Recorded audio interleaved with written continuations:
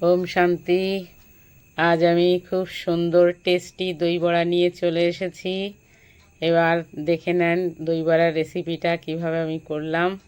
প্রথমে এক বাটি বিউলির ডাল এবং 1 কোষ মতন আতপ চাল দিয়ে আমি সারা রাত্রের জন্য ঠান্ডা জল দিয়ে ভিজিয়ে রেখে দিলাম। এবার ভিজিয়ে রেখে দিয়ে আমি দই বড়ার জন্য চাটনি বানাবো, তেঁতুলের চাটনি। আমি তেঁতুলও জলের মধ্যে ভিজিয়ে দিলাম। তেঁতুলের চাটনি ভিজিয়ে দিয়ে আমি চাল ডালটাকে পেস্ট করে ভালো করে ফাটিয়ে নিয়ে ফ্রাই প্যানে তেল দিয়ে বড়াগুলোকে ভেজে নিচ্ছি।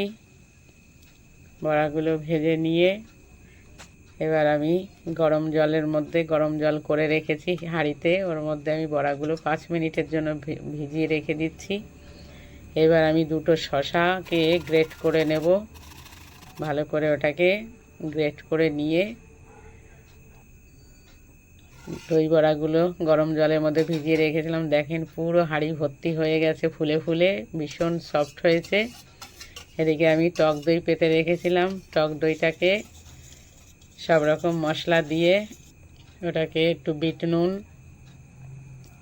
এবং ধনে জিরে একটা শুকনো লঙ্কা দিয়ে ওটাকে ভেজে গুঁড়ো করে নিয়ে সেটাকে দই বড়ার সঙ্গে মিক্স করে দিচ্ছি। একটু চিনি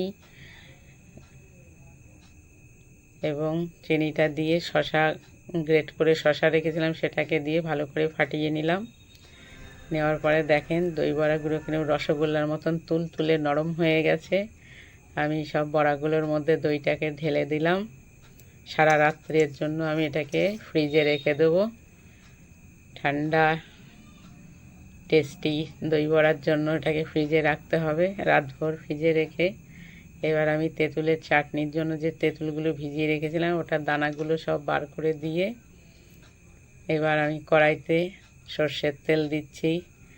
সর্ষের তেল দিয়ে এই চাটনিটা করব।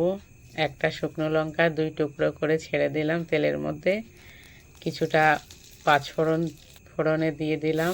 এইবার আমি তেঁতুল জলটাও ঢেলে দিলাম।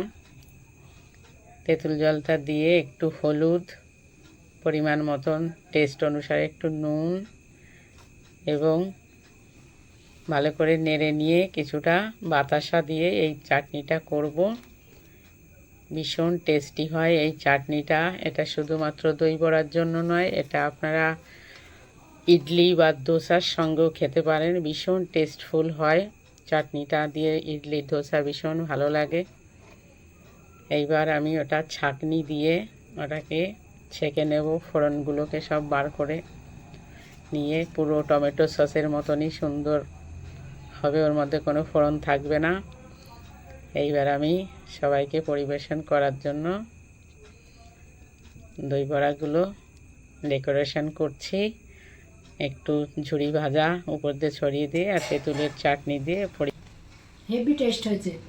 মাতাজি দই বড়া করেছে, এত টেস্ট দোকানে আর কেউ খাবে না এই দই বড়া খেলে, দোকানের থেকেও টেস্ট।